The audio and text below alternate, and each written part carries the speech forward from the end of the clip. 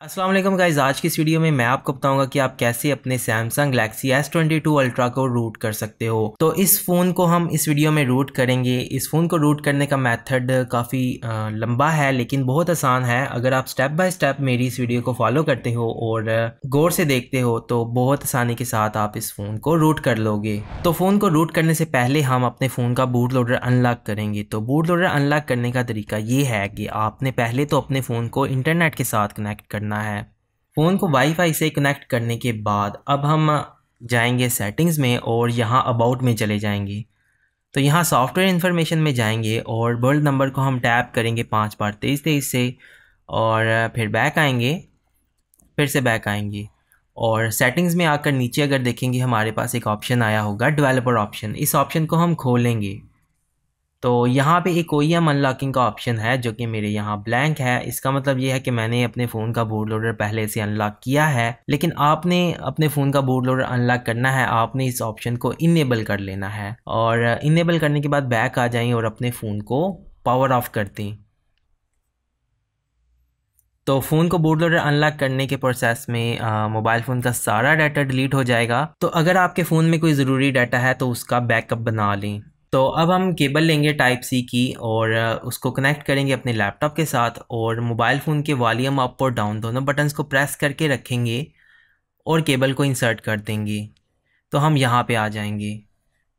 अब हम केबल को डिस्कनेक्ट भी कर सकते हैं। तो यहाँ पे मैं वॉल्यूम अप को लॉन्ग प्रेस करके डिवाइस अनलॉक मोड में जाऊँगा, जिसमें यहाँ पे लिखा है वॉल्यूम अप लॉन्ग प्रेस। ठीक है, मैं वॉल्यूम अप को लॉन्ग प्रेस करता हूँ और डिवाइस अनलॉक मोड में आ जाता हूँ। यहाँ पे लिखा है लॉक बूट लोडर। अगर मैं वॉल्यूम अप को लॉन्ग प्रेस करूँगा मेरे फ़ोन का बूट लोडर लॉक हो जाएगा, क्योंकि मैंने पहले से फ़ोन का बूट लोडर अनलॉक किया है। आपके लिखा होगा अनलॉक बूट लोडर, आपने वॉल्यूम अप को लॉन्ग प्रेस करके फ़ोन का बूट लोडर अनलॉक कर लेना है। तो मैं वॉल्यूम डाउन प्रेस करके इसे कैंसिल कर दूँगा, नो कर दूँगा, क्योंकि मैंने पहले से फ़ोन का बूट लोडर अनलॉक किया है।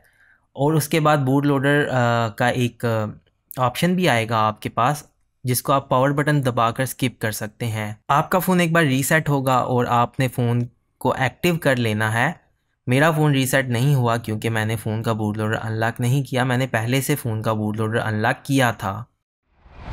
तो जैसे ही फ़ोन ऑन होगा आपने एक्टिव कर लेना है और एक्टिव करने के बाद अब हम इसमें TWRP इंस्टॉल नहीं करेंगे क्योंकि इस मॉडल की TWRP अवेलेबल नहीं है इंटरनेट पे, और हम इसे डायरेक्टली रूट करेंगे। और उसके लिए हम अपने मोबाइल फ़ोन की सेटिंग्स खोलकर अबाउट में आएंगे और सबसे पहले हम अपने फ़ोन का मॉडल नंबर चेक करेंगे ताकि हम इसका फर्मवेयर डाउनलोड कर सकें। तो S22 Ultra में बहुत सारे मॉडल्स हैं, जैसे कि मेरा एक मॉडल है S908B, SC52C और उसके बाद SCG14। इस तरह से बहुत सारे मॉडल्स हैं और जो मेरे पास है वो है S908B। आपने अपना मॉडल नोट करना है। इसमें कुछ क्वालकम्स फ़ोन्स भी हैं और कुछ डिफरेंट कैटेगरीज़ के फ़ोन हैं और कुछ फ़ोन्स इसमें रूट नहीं होते, कुछ हो जाते हैं। अब हर फ़ोन पर मैंने ये मेथड अप्लाई नहीं किया, तो आप अपने फ़ोन पर ये मेथड अप्लाई करें और कमेंट सेक्शन में बताएं कि क्या आपका ये फ़ोन रूट होता है या नहीं होता। तो अब हम अपने फ़ोन का मॉडल नंबर नोट करेंगे, जो भी मॉडल नंबर है, जो कि मेरा है S908B। मॉडल नंबर नोट कर लें और ये वेबसाइट है samfw.com। इसका लिंक मैं आपको डिस्क्रिप्शन में दे दूंगा। आपने इस वेबसाइट पर आ जाना है। तो यहाँ पे आपने एंटर डिवाइस नेम और मॉडल नंबर की जगह पर अपने मोबाइल फ़ोन का मॉडल नंबर एंटर करना है, जो कि है मेरे फ़ोन का मॉडल नंबर S908B। आपने ये मॉडल नंबर यहाँ पे लिखना है जो आपके फ़ोन का मॉडल नंबर है। उसके बाद हम नीचे आएंगे और यहाँ पर, ठीक है, इस सेक्शन में आ जाएंगे। यहाँ पे है सर्च फर्मवेयर। यहाँ पे हम अपने फ़ोन का बेसबैंड वर्जन एंटर करेंगे। तो बेसबैंड वर्जन आपको कहाँ से मिलेगा? आप अपने मोबाइल फ़ोन के अबाउट में ही यहाँ नीचे सॉफ्टवेयर इन्फॉर्मेशन में जाएं तो ये है बेसबैंड वर्जन। जो मेरे फ़ोन का बेसबैंड वर्जन है वो मैं यहाँ टाइप करूँगा। आपके फ़ोन का जो बेसबैंड वर्जन होगा आपने वो यहाँ पर टाइप करना है। तो ये है मेरे फ़ोन का बेसबैंड वर्जन और इस बेसबैंड वर्जन की सारी फाइल्स यहाँ पर आ चुकी हैं और डिफरेंट रीजन की भी हैं। आप नेक्स्ट करके दूसरे रीजन्स की भी फ़ाइल यहाँ पे निकाल सकते हैं। तो यहाँ से कोई भी रीजन आप जो फाइल डाउनलोड करना चाहते हो, जिस रीजन की भी, आप वो वाली यहाँ से डाउनलोड कर लें। डाउनलोड करने का तरीका ये है कि आपने यहाँ वर्जन वाली लिस्ट के ऊपर जो फाइल आपने डाउनलोड करनी है उसके वर्जन वाली लिस्ट में यहाँ पे क्लिक करना है। तो यहाँ पे डाउनलोड ऑन ब्राउज़र और अपना जीमेल आईडी लॉगिन करके या फिर आप यहाँ डायरेक्ट सर्वर से डाउनलोड कर लें। जैसे कि मैं यहाँ पे क्लिक करता हूँ इस फाइल को डाउनलोड करने के लिए, तो ये देख सकते हैं मेरे पास फ़ाइल डाउनलोड होना शुरू हो गई है। तो इस तरह से आप अपने फ़ोन की फ़ाइल डाउनलोड कर लें जो आपके फ़ोन के लिए कंपैटिबल है। तो मैंने पहले से इस फ़ाइल को डाउनलोड करके रखा है, तो जो कि यहाँ पर मैंने इसे सेव किया है। आपके पास WinRAR में ये फ़ाइल होगी, आपने इससे एक्सट्रैक्ट करना है, तो आपके पास इस तरह से ये वाली फ़ाइल्स आ जाएंगी जो कि ये 5 फाइल्स होंगी। और उसके बाद आपने कुछ और चीज़ें डाउनलोड करनी है। एक है Magisk APK जिसका लिंक मैं आपको डिस्क्रिप्शन में दे दूँगा।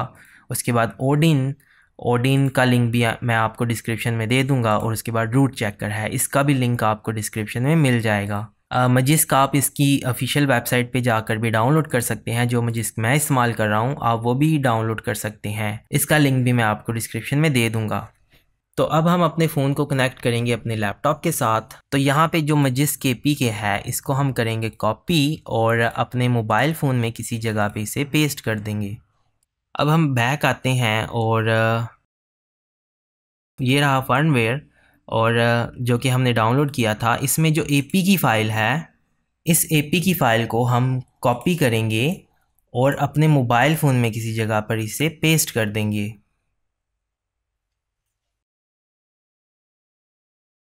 तो ये दोनों फाइल्स हमने यहाँ अपने मोबाइल फ़ोन में ट्रांसफ़र कर ली। तो अब हम इसे क्लोज़ कर देते हैं। तो आ जाते हैं अपने फ़ोन में, इसे डिस्कनेक्ट कर देते हैं। तो यहाँ पे अब हम Magisk को इंस्टॉल करेंगे। जो Magisk हमने इसमें पेस्ट किया था यहाँ सामने आ गया। अगर आपको ये Magisk यहाँ पे नहीं मिलता तो आप यहाँ मोबाइल की इंटरनल स्टोरेज में जाकर यहाँ इसको ऑल पे सिलेक्ट करें, तो ये दोनों फाइल्स आपको यहाँ नीचे मिल जाएंगी। तो Magisk APK है, इसको इंस्टॉल कर लें। मैंने पहले से इंस्टॉल किया है, तो मैं इसे अपडेट कर देता हूँ। तो इसे ओपन करें।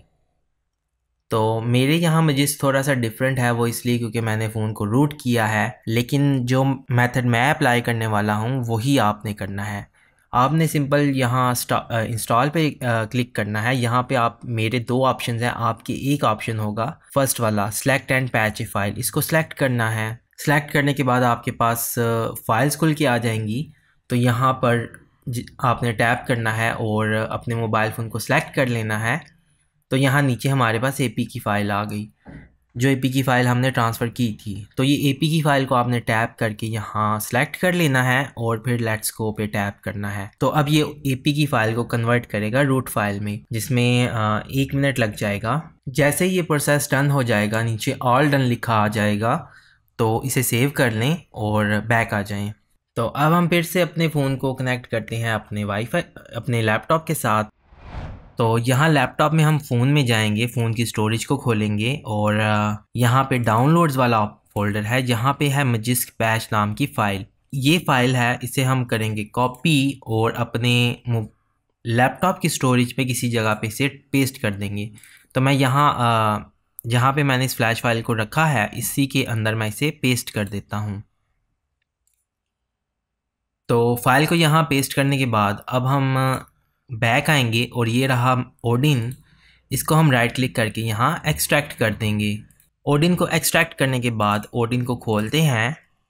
ये रहा ओडिन, इसे ओके कर देते हैं। तो यहाँ पे हम AP पे क्लिक करते हैं, तो हम उसी लोकेशन पे चले जाते हैं जहाँ पे हमने इन फाइल्स को डाउनलोड करके रखा है।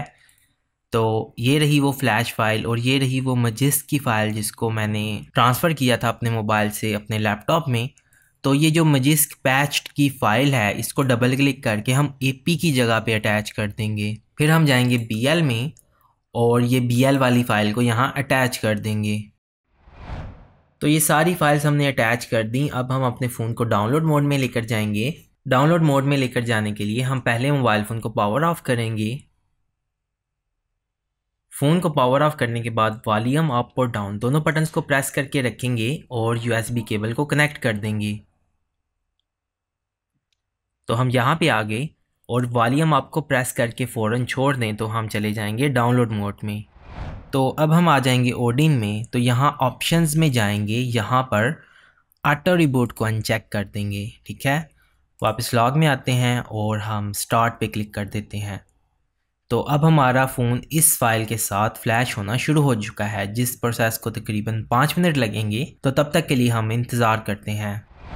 तो डन हो गया। तो अब हम अपने फ़ोन को डिस्कनेक्ट कर सकते हैं अपने लैपटॉप से। अब यहाँ पर हम अपने फ़ोन को रिकवरी मोड में लेकर जाएंगे, जिसके लिए हम वॉल्यूम डाउन और पावर बटन को प्रेस करके रखेंगे। तो जैसे ही हमारा फ़ोन पावर ऑफ होगा तो हम दोनों बटन्स को छोड़ देंगे, फिर वॉल्यूम अप और पावर बटन को प्रेस कर देंगे। तो फिर जैसे ही हमारा फ़ोन ऑन होगा तो हम फिर पावर बटन को छोड़ देंगे, लेकिन वॉल्यूम अप को नहीं छोड़ेंगे थोड़ी देर के लिए। तो फिर हमारा फ़ोन एक बार रीसेट होगा और रीसेट होने के बाद फिर से हमारा फ़ोन एक बार रीबूट होगा। तो जैसे ही हमारा फ़ोन रीबूट होगा तो हम फ़ौरन से दोनों बटन छोड़कर दोबारा वॉल्यूम अप और पावर बटन को प्रेस कर देंगे। तो इस प्रोसेस को देखें मैं कैसे करता हूं और उसी तरह आप फॉलो करें कि मैं किस तरह से इस प्रोसेस को करता हूं। तो मैं पहले वॉल्यूम डाउन और पावर बटन को प्रेस करूंगा, तो हमारा फ़ोन थोड़ी देर में ऑफ हो जाएगा। तो फिर मैं फ़ौरन से दोनों बटन्स को छोड़कर वॉल्यूम अप और पावर बटन को प्रेस कर दूंगा। तो फिर मैं पावर बटन को छोड़ दूंगा।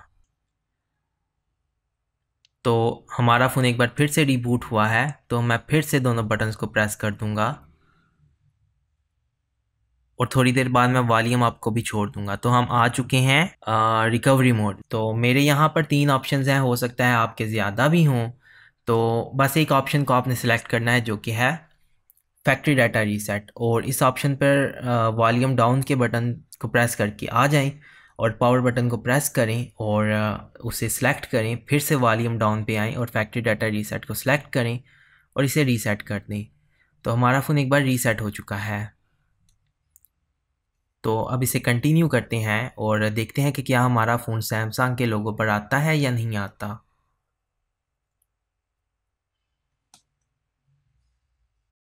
तो हमारा फ़ोन अब रीबूट नहीं हो रहा है, इसका मतलब ये है कि ये फ़ोन ऑन हो जाएगा। अगर आपका फ़ोन दोबारा से रीबूट होगा तो जैसे ही फ़ोन रीबूट होगा तो आप फिर से रिकवरी मोड में जाएं, वॉल्यूम अप और पावर बटन को प्रेस करके और अपने फ़ोन को एक बार फिर से रीसेट करें। तो अब फ़ोन को ऑन होने में 2 से 3 मिनट लगेंगे, तो तब तक हम इंतज़ार करते हैं। तो हमारा फ़ोन ऑन हो गया है। तो अब हम इसे एक्टिव कर लेते हैं। फ़ोन को एक्टिव करने के बाद अब हम अपने फ़ोन को फिर से वाईफाई से कनेक्ट करेंगे। तो वाईफाई से कनेक्ट करने के बाद अब हम अपने फ़ोन को कनेक्ट करते हैं अपने लैपटॉप से। अब हम आते हैं अपने लैपटॉप में, इसे एग्ज़िट कर देते हैं और बैक आते हैं। ये रहा मजिस केपी की और ये रहा रूट चेकर। इन दोनों को हम करते हैं कॉपी और अपने मोबाइल फ़ोन में इन दोनों को हम पेस्ट कर देते हैं और इसे क्लोज़ कर देते हैं। अब हम डिस्कनेक्ट करते हैं केबल को और अपने फ़ोन में मजिस्क को इंस्टॉल करते हैं। माई फाइल्स में चले जाएंगे और ये रहा मजिस्क केपीके, इसको हम इंस्टॉल कर लेते हैं। अब करते हैं इसे ओपन और अब हमारा फ़ोन रूट हो चुका है। जैसा कि देख सकते हैं सारे फीचर्स अवेलेबल हैं रूट के। और एक बार रूट चेकर को इंस्टॉल करके भी हम इसे देख लेते हैं।